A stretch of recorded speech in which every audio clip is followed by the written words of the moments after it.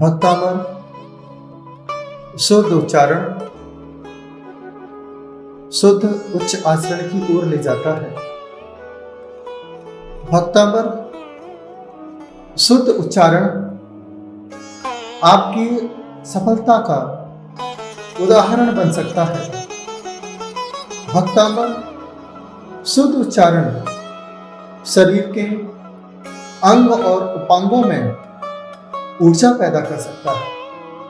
जिस प्रकार विद्युत मशीन को चलाने के लिए एक एक तार को सही तरीके से जोड़ा जाता है। जब तार प्रॉपर तरीके से जुड़े होते हैं तभी जाकर के वह मशीन काम करती है। मोबाइल में एक पासवर्ड होता है। यदि सही पासवर्ड डाल दिया जाता है तभी मोबाइल ओपन होता है। यदि पासवर्ड गलत होता है तो मोबाइल देखने में तो अच्छा लगता है लेकिन उसके अंदर की कोई भी चीज हम अच्छी से देख नहीं सकते। याद रखना, गणित और संस्कृत दोनों में फार्मूला होता है। यदि फार्मूला सही है तो हम हर सवाल को सही तरीके से सफल कर सकते हैं। यदि फार्मूला गलत है, सूत्र गलत है, तो हमारे गणित हो चाहे संस्कृत हो, दोनों में नंबर 0 हो जाते हैं। भारत संस्कृति, संस्कार और संस्कृत का महासम्मेलन है। संस्कृति भारत देश की प्रकृति है, नेचर है। संस्कार आत्मीयता भरा व्यवहार है और संस्कृत भारतीय भाषा का प्राण है। इसी आधार पर भारत की ऊर्जा का संचार हुआ करता है। संस्कृत भारतीय संस्कार की, भारतीयता की सबसे बड़ी पहचान है। भक्तामर स्तोत्र संस्कृत भाषा में रचित है। भक्तामर स्तोत्र कृष्णा बसंत तिलका छंद में है, जिसे सिंहोन्मता, उद्धरणी, मधुवा, माधवी छंद भी कहते हैं। इसके प्रत्येक छंद में 4-4 चरण, पंक्ति अथवा लाइन है तथा प्रत्येक चरण में 14 वर्ण होते हैं।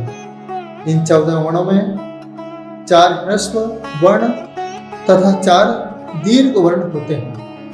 एक काव्य में कुल 56 वर्ण होते हैं और 48 काव्यों में 2688 वर्ण हैं।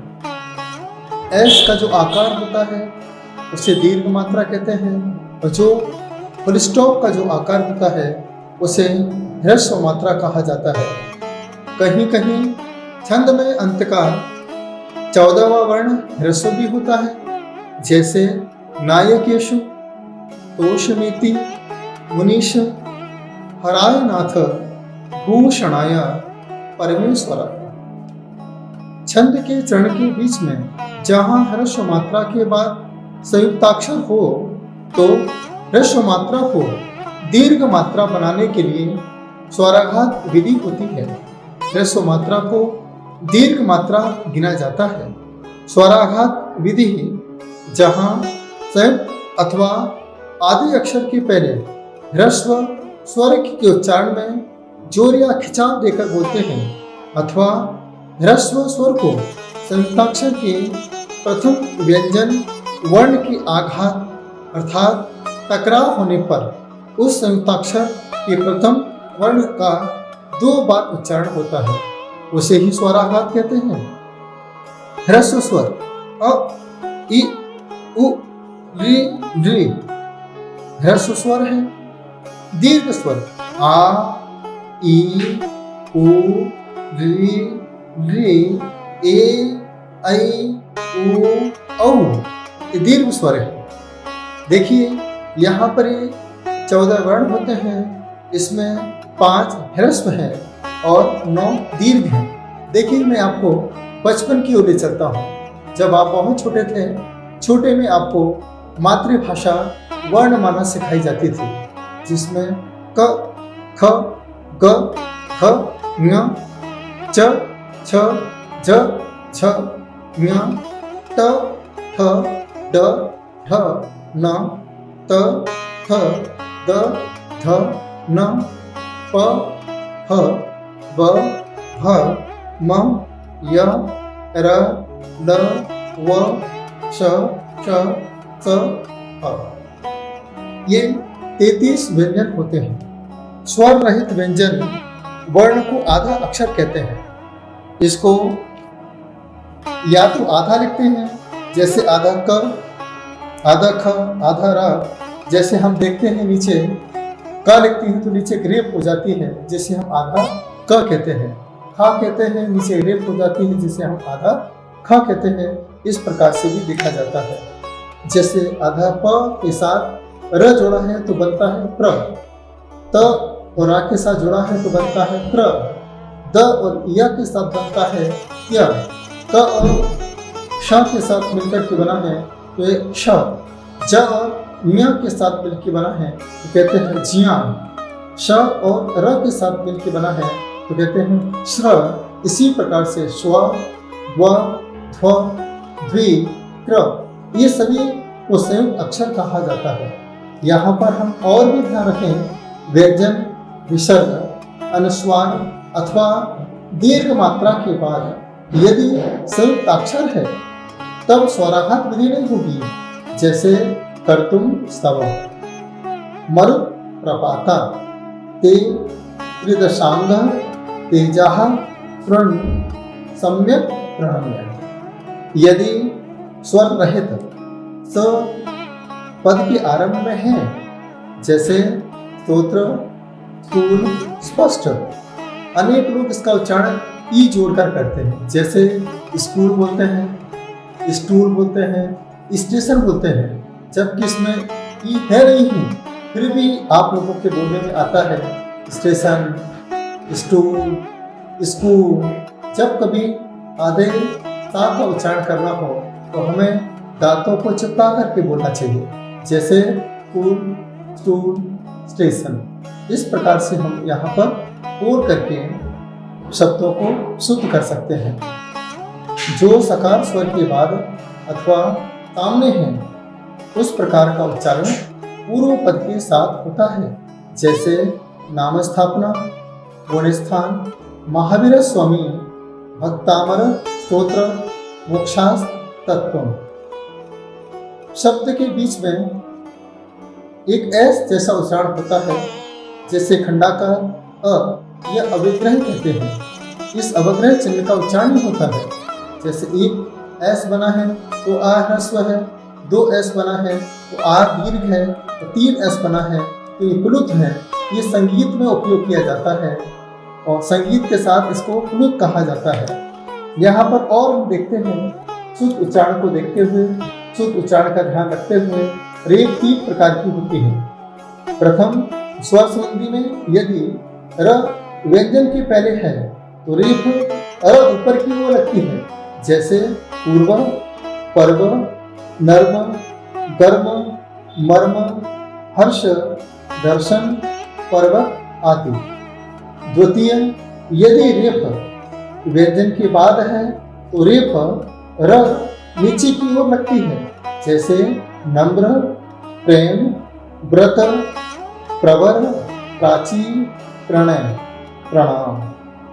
तृतीय, विसर्ग संधि के अनुस्वार विसर्ग र रेप अथवा रेप र का विसर्ग बन जाता है, जैसे भूतई तो भूतई, गुणई, गुणैर। उच्चारण के समय ध्यान रखें, जिस वर्ण पर नीचे रेप है उसी वर्ण के बाद उच्चारण करना चाहिए। विसर्ग जो जहाँ पर हम देखते हैं, विसर्ग का अर्थ होता है जो कंठ से उच्चारण किया जाता है, जिसका अर्थ होता है आधा ह, जैसे रामः, बालिकाः। इस प्रकार से विसर्ग को हम आधे हा के रूप में उच्चारण करते हैं। जहाँ ह्रस्व मात्रा में विसर्ग अथवा अनुस्वार हो उसे दीर्घ माना जाता है। यदि संधि में व्यंजन में स्वर जाकर मिला हो तो स्वर सहित व्यंजन का उच्चारण पूर्व पद के साथ न होकर अपर पद के साथ होगा। जैसे वा मव्ययम, विभु मचिन्त्य, मसंख्य मात्यम, ब्रह्माण मीश्वर मनंत मनंग हेतुम। इसके बाद हम देखते हैं 3 प्रकार के च होते हैं। एक शक्कर वाला होता है, एक सड़क वाला होता है, एक षटकोण वाला होता है। जो सड़क वाला होता है उसे हम कहते हैं दंती स। इसके बाद एक शक्कर वाला होता है जैसे हम कहते हैं तालव्य श। इसके बाद एक षटकोण वाला होता है जैसे हम कहते हैं मूर्धन्य श। इनको तीनों को बोलने के तरीके अलग अलग हैं। जब हम सड़क वाला बोलते हैं, दंती दांतों पर उच्चारण होता है, दांतों पर प्रेशर पड़ता है। जिस प्रकार से हम यहाँ पर देखते हैं कि जब 7 दांतों से बोला जाता है तो त, थ, त, ध इसकी तरह बोला जाता है। इसके बाद जब तालव्य होता है, जो दांतों के बीच में से वायु निकालते हुए जीभ को तालू से लगाकर च, छ, छ की तरह बोला जाता है। और जो मूर्धन्य श होता है, जीभ को उल्टा मोड़कर मूर्धा से स्पर्श करते हुए त, थ, ट, ठ की तरह उच्चारित किया जाता है और बोला जाता है। इस प्रकार से श को बोलने का यहाँ पर उदाहरण बताया गया है। इसके बाद होता है व और ब। जब हम व बोलते हैं तो व बोलते समय ओंठ नहीं मिलते हैं, लेकिन जब हम ब बोलते हैं तो हमारे ओंठ मिलते हैं। अब एक और मजे की बात आपको बताना चाहते हैं। आप जब संबंध लिखते हैं, आप जब पंकज लिखते हैं, पता नहीं चलता है कि बिंदी का अर्थ क्या है। लेकिन यहाँ पर बिंदी का अर्थ जो होता है, यहाँ पर ट, ठ, ड, ठ, न 5वां अक्षर ही बिंदी का अर्थ यहाँ पर निकाला जाता है। जिस प्रकार से हमने लिखा पंकज, पंख या तंग लिखा है, ये कहाँ पर निकलता है? न, क, ख, ग, घ 5वां जो अक्षर होता है वही बिंदी का अर्थ होता है। इसके बाद होता है पेंटर लिखा हमने, तो पेंटर, ठंड या भिंड लिखा तो न कहाँ पर?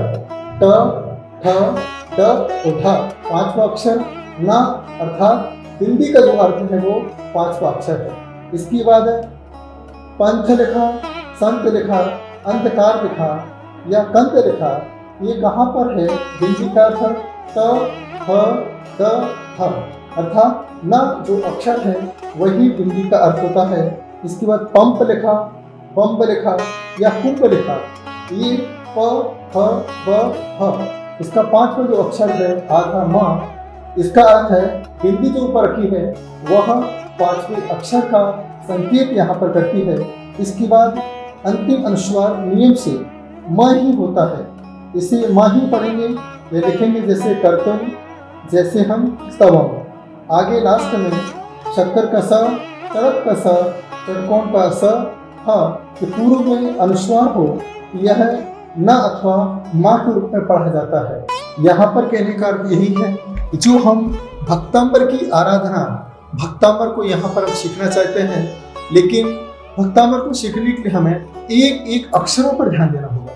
जब हम एक एक अक्षरों पर ध्यान देंगे तो यह एक एक अक्षर आपकी आत्मा से आत्म साक्षात्कार कर देगा। एक बार आपने बच्चों को भक्तांबर सिखा दिया तो मेरा आपसे कहना है, जो मैंने एक सूत्र बनाया है कि बच्चों को बचपन में सुधार दिया तो बच्चे तुम्हारे बचे हुए जीवन को सुधार देंगे। एक बार आप अपने बच्चों को भक्तांबर याद कराइए। जैसा आपने याद किया है वैसा नहीं, जैसा मैं सिखा रहा हूं, जिस भाव से मैं सिखा रहा हूं, एक एक अक्षरों को लेके मैं सिखाऊंगा। एक एक अक्षर को कैसे पढ़ना है, कहाँ पर हमें फुल स्टॉप लगाना है, कहाँ पर हमें स्ट्रेस देना है, कहाँ पर हमें स्वराघात करना है, कहाँ पर हमें शब्दों को जोड़ना है। जब एक बार शुद्ध भाव के साथ आपने भक्तांबर को आत्मसात कर लिया तो जो चमत्कार मानतुम स्वामी के जीवन में हुए वही चमत्कार पंचम काल में आपके जीवन में भी हो सकते हैं। जिन्हें डायबिटीज है, मैं चाहता हूँ एक बार आप मुझे सुनिए। ब्लड कैंसर है या कैंसर की कोई भी शिकायत है, कोरोना महामारी से ग्रसित है, ब्लैक फंगस है, व्हाइट फंगस है, आपके कमर में घुटने में दर्द है, आंखों में चश्मा लगा है, सिर में दर्द रहता है, बालों में तकलीफ रहती है, तो आप बिल्कुल मत घबराइए। एक बार शुद्ध भक्तामृत के साथ जुड़ते चले जाइए।